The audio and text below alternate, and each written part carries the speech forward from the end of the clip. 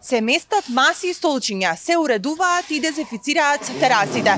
Охридските угостители со полн интензитет се подготвуваат за утрешниот старт на работа во нивните угостителски објекти после 3-месечна пауза поради коронавирусот.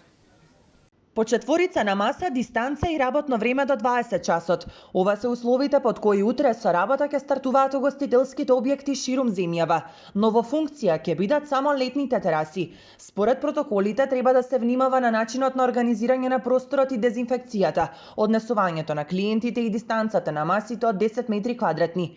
Нема одлука за тоа дека луѓето на масата мора да бидат членови на исто семејство.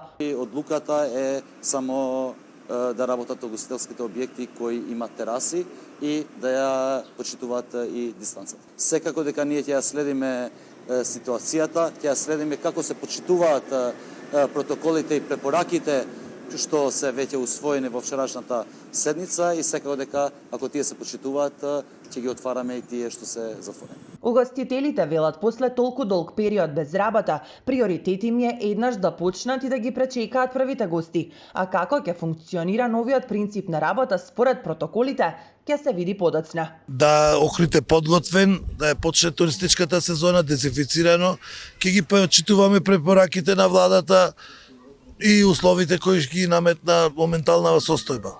Дали ќе ви пречи тоа дистанцата по четворица на маса до 20 часот?